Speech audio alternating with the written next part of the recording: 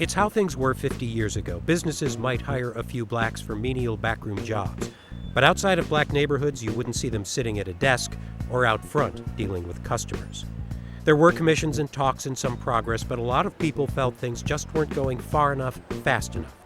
And despite disagreements among activists over tactics, it was clear in 1963 that could no longer be business as usual. Not in St. Louis, not in America.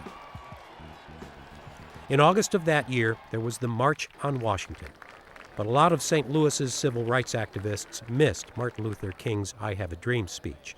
They had stayed home to make their own history at Jefferson Bank, a protest organized by CORE, the Committee of Racial Equality.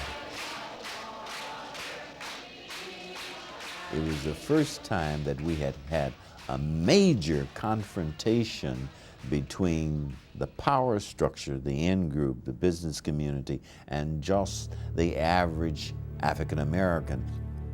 Norman Say was one of the CORE leaders and a veteran of the local civil rights movement. For years, there had been marches and lunch counter sit-ins in St. Louis, and the city passed a public accommodations law in 1961. But now the battle was over jobs, and there were signs that civil disobedience was becoming somewhat less civil and more disobedient. Jefferson Bank officials knew that and had gotten a court order prohibiting demonstrators from interfering with bank business. And for a time, they did just march outside. But then at some point, some protesters went into the bank and others followed. And we ask you, as officers and employees of this bank, to please leave our premises forthwith.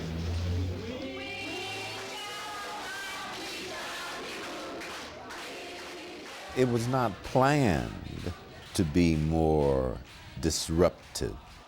It evolved into that. What happened that day may not have been planned, but it wasn't unprecedented. Just a few weeks before, there had been a series of sit-ins at businesses in East St. Louis. The biggest one was at First National Bank. Protesters were arrested and carried out by police, but very quickly, a deal was cut. The bank agreed to hire on some black workers, and the city agreed to drop the charges. One of the CORE leaders told me years ago that some of the East St. Louis protesters came here to what was then Jefferson Bank. And while he and other CORE leaders were talking about what their next move might be, it was the veterans of the East St. Louis sit-ins who went into the bank. There may be other versions of exactly how it started, but what's more important is what happened next. Because in St. Louis there was no deal made, the judge ordered the CORE leaders arrested for violating the injunction, and that's what stoked the fire, getting others involved, including the late civil rights activist and attorney Margaret Bush Wilson. That case mobilized all of us. That first day in Judge Michael Scott's courtroom, the walls were lined with black lawyers. There were more demonstrations outside City Jail in support of the defendants, including Norman Say and City Alderman and future Congressman William Clay.